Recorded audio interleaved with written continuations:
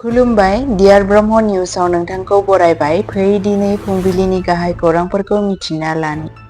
गिबि खौराङावनो दङ IBS बिथांखिनि सिङाव BPFआ गोरिब नखरफोरनो 10,000 रांनि अनसुंथाइ राननानै होदों। BTCनि गाहाय हाग्रामा महिलारि आरो बड'लेण्ड सुबुं दोलो BPF सरकारनि दैदेननायाव बुधबारखालि गसाइगाव जिल्लानि सराइबिल ब्लक BPFआ बानजायनाय मोनसे हाबाफारियाव IBS बिथांखिनि सिङाव गोरिब नखरफोरनो फारियै 10,000 रांनि अनसुंथाइ राननानै होदों। बे अनसुंथाइया रांखावरियाव गोहोम गोनां नखरफोरनो रांखान्थियारि रेहाय होनाय आरो हादरनि गाहाय थाखोआव दोलोनि अनसायनायनि हाबाफारिखौ गोख्रों खालामनायनि थाखाय थांखि लानाय जादों। हाबाफारियाव बिबुंथि होनानै BPFनि दैदेनगिरिफोरा गुबुन गुबुन रायजो राजा अनसायारि बिथांखिफोरनि गेजेरजों समाजनि नङै बाहागोफोरखौ हेफाजाब होनायाव गावसोरनि बिबानखौ फिन फोरमायफिनदों। मुलाम्फागिरिफोरा बे अनसुंथाइनि थाखाय साबायखर बावदों आरो बुंदों दि बे रांखान्थियारि हेफाजाबा बिसोरखौ नखरनि गोनांथार गोनांथिफोरखौ आबुं खालामनो हेफाजाब होगोन। बे हाबाफारियाव जायगानि BPF दैदेनगिरिफोर, दोलोनि मावफारियाफोर आरो खाथि खालानि थागिरिफोरा बाहागो लादोंमोन। नैथि खौराङावनो दङ BTCनि गाहाया सेक्रेटारियेटआव जौगाखां बिथांखिफोरनि सोलायनायखौ बिजिरदों।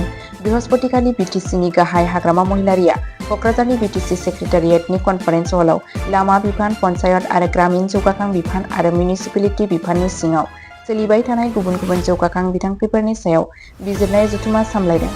जथुम्माया बड'लेण्ड टेरिटरियेल रिजन BTRनि गुबुन गुबुन बाहागोआव मावफुंजाबाय थानाय गाहाय दालां आरो जौगाखां बिथांखिफोरनि सोलायनायखौ बिजिरदोंमोन। गोजौ बिबानगिरिफोरा सोलिफुबाय खामानिफोरनि आपडेट होदों आरो मावफुंनायखौ थाबैनो आवगायहोनो राहा लानायनि सायाव सावरायलायदों। जथुम्माखौ सामलायनानै महिलारिया खामानिफोरखौ सम थिगै आबुं खालामनायजों लोगोसे मानदान्दा लाखिनायनि गोनांथिखौ गोनांथारै फोरमायदों। बिथाङा सोमोन्दो गोनां बिबानफोरखौ गोख्रों नोजोरथि लाखिनाय, मावफुंनायाव हेंथा जानायखौ बोखारनाय आरो सरकारनि बिथांखिफोरखौ जाफुंसारै मावफुंनो थाखाय हेफाजाब होलायनायखौ गोख्रों खालामनो बिथोन होदों।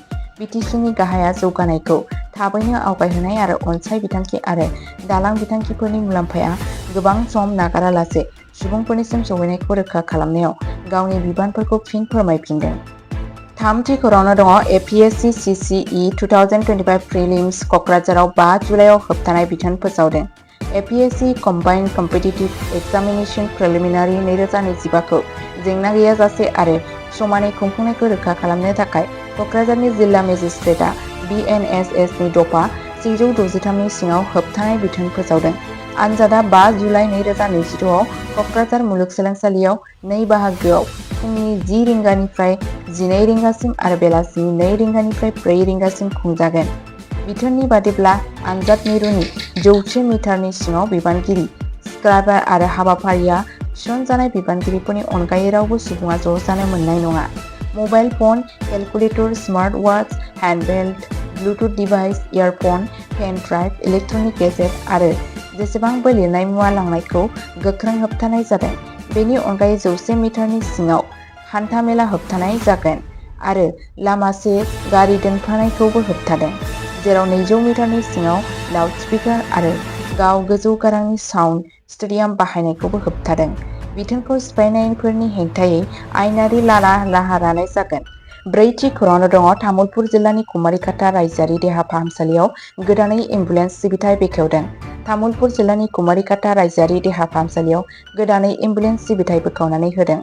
आसामनि केबिनेट मन्त्रि बिस्वजित दैमारिया तामुलपुर जिल्लानि ट्राक मालिक गौथुमा खुंनाय मोनसे हाबाफारिनि गेजेरजों सावस्रि फाहामथायनि थाखाय खाबु जानाय बायदियै बेखेवनानै होयो। बिस्वजित दैमारिया तामुलपुर, कुमारिघाटा ओनसोलनि दुखिया सुबुंफोरनि सावस्रि फाहामथायनि थाखाय सुबिदा जानाय बायदियै तामुलपुर महकुमा ट्राक मालिक गौथुमा कुमारिघाटा रायजोआरि देहा फाहामसालियाव बे एम्बुलेन्सखौ दान होयो आरो लोगोसेनो राइजोफोरनि खाबुनि थाखाय बेखेवनानै होनाय जायो।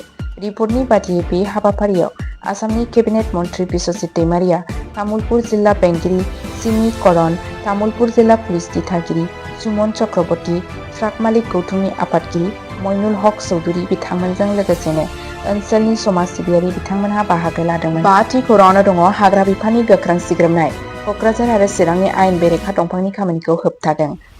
हाग्रा बिफाना कक्राझार आरो चिरां जिल्लायाव आयेन बेरेखायै दंफां खामानि मावग्राफोरनि सायाव गोख्रों सिग्रोमनाय हाबाफारि लादों आरो मेसिनफोरखौ जब्द खालामनो हादों।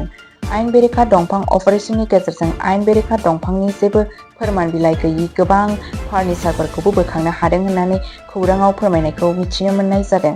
कक्राझारनि 2 नं रिभेन्यू गामिया हाग्रा बिफाननि हानजाया आयेन बेरेखायै जियाफमा लक बरमन्दखौ जब्द खालामो।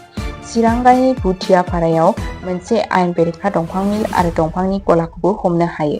बेनि अनगायैबो चिरां आमटेका रेन्ज अफिसनि मोनसे हानजाया गनायथि गैयि फार्निचारखौ जब्द खालामनानै आयेननि राहा लानाय जादों। हाग्रा बिफाना आयेन बेरेखा दंफां दाननाय आरो दंफां फालांगिनि थाखाय इन्टेलिजेन्सनि सायाव सिग्रोमनाय आरो गोख्रों खालामनाय हाबाफारिनि सायाव नोजोर होयो। बेजों लोगोसे हाग्रा बिफाननो जायखिजाया आयेन बेरेखा खामानि मावनायखौ थाबैनो हाग्रा बिफाननो खौरां होनो थाखाय सुबुंफोरखौ खावलायनाय जादों। 6थि खौराङावनो दङ एबसुआ बर' गोजोन दावगानायाव बिहोमा होनायनि थाखाय आइबिनि डाइरेक्टर रिटायारमेन्ट तपन डेकानो मान बाउदों। दुलाराय बर' फरायसा आफाद एबसुआ इन्टेलिजेन्स ब्युर' आइबिनि डाइरेक्टर तपन डेकानिसिम गोसोनिफ्राय साबायखर बाउदों। बिथांनि हादोरनि थाखाय जोबोर मोजां बिहोमा आरो बर' हारिनि सोमोन्दै जेंनाफोरखौ सुस्रांनायाव गोनांथार बिफाव लानायखौ गनायथि होनानै 10 जुलाइआव फोसावनाय मोनसे साबायखरनि फोरमायथि। एबसुआ नखर मावख' आरो इन्टेलिजेन्स ब्युर'आव डेकानि बिबानाव थाजिम थानाय सिबिथायनि बाख्नायनायदों आरो बुंदों दि बिथांनि नाजानाया बड'लेण्ड आरो आसामाव गोजोन आरो थाजिमथिखौ जोबोद मदद होदों। आफादा 2003 मायथाइ आरो 2020 नि बर' गोजोन रादायखौ मावफुंनायाव बिथांनि बिफावखौबो गोनांथारै फोरमायदों। एबसुआ बुंदों दि बिथांनि आजिराया मोनसे मुगानि जोबनायखौ दिन्थियो आरो बिथांनि मोजां देहानि थाखाय हास्थायदों। लोगोसेनो हादर दानाय आरो रायजो राजा सिबिथायाव बिथांनि हेफाजाबा सोलिबाय थागोन होननानै मिजिं थिदों। 7थि खौराङावनो दङ हाग्रामा महिलारिया प्रमद बर'खौ सोंखारिदों। बिटिआर रादाय मावफुंनाय आरो थिसनथायाव गोरोन्थि दं होननानै दाय जाबसिनदों। हाग्रामा महिलारिया बिटिआर रादाय आरो थिसनथायनि जेंनाखौ लानानै प्रमद बर'खौ सोंखारिदों। बिटिसिनि गाहाय सिएम आरो बिपिएफनि आफादगिरि हाग्रामा महिलारिया बारग' बिटिसिनि गाहाय प्रमद बर'नि सायाव गोख्रों गाग्लोबनाय लादों आरो दाय जाबसिनदों दि बिटिआर रादायनि माखासे दफाफोरा गोबाव समनिफ्राय रोखा खोथा होनायनि उनावबो मावफुंजायाखै।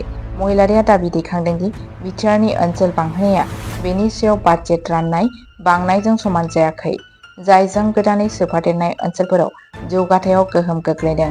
बिथाङा सिगांनि इउपिपिएल दैदेननाय खुंथायनि समाव खालामनाय थिसनथायफोरखौबो सोंथि दैखांदों आरो दाय जाबसिनदों दि हाग्रा बिफान आरो बिसिडिसि नेहाथारि मासियाव थिसनथायाव गोरोन्थि दंमोन। बिथाङा सिगांनि खुंथाया रोखा जानायखौ रोखा खालामनायाव फेलें जादों होननानै आरो दाय हमदों आरो गासैबो बिथिङावनो नायबिजिरनाय हाबाफारिया सोलिगासिनो दं होनना फोरमायदों। फैबाय थानाय समाव बेनि सैथोथिखौ थाबैनो मिथिनो मोनगोन। 8थि खौराङावनो दङ आसामा 14 आगस्तसिम 1 कौटि बिफां फुलि गायनो थांखि लादों। फुलि गायनाय हाबाफारियाव 10 लाख फरायसा बाहागो लागोन। आसामा 14 आगस्तसिम 1 कौटि बिफां फुलि गायनायनि थांखि लादों। आसाम हाग्रा बिफाना रायजोआव 14 आगस्तसिम 1 कौटि बिफां फुलि गायनायनि थांखि लादों, जाययाव 9 थाखोनिफ्राय गोजौ थाखोनि 10 लाख फरायसाफोरा गोख्रोङै बाहागो लागोन। मरिगाव जिल्लानि पबितरा जुनार आरो ओनसोलाव खुंनाय बन महोत्सब हाबाफारियाव हाग्रा मन्थ्रि जयन्त मल्ल बरुवाया बे बिथांखिखौ फोसावदों। बे हाबाफारियाव बाहागो लाग्रा फरायसाफोरा बिबि ग्राम बिथांखिनि सिङाव जब कार्ड बेंगिरिनि मुं होनानै मुं थिसनगोन। सरकारा बुंदों दि बे अभियाननि थांखिया हादरारि बाहागो लानायजों निखावरि संरैखाथि गोख्रों खालामनाय। मन्थ्रिया फैगौ बोसोरनि एप्रिलनिफ्राय फुलि गायनाय हाबाफारिखौ जागायनो थांखि लानायखौबो फोसावदों। दिनैनि रादाब फरायनाया एसेनोसै। जुदि नोंथांमोनहा भिडिअखौ मोजां मोनदोंब्ला लाइक, शेयार खालाम आरो डियार ब्रह्म चेनेलखौ साबस्क्राइब खालामनो दाबाव। गाबोन आरोबाव गोदान खौरांजों लोगोसे फिन लोगो मोनफिनगोन। गोजोन्थों।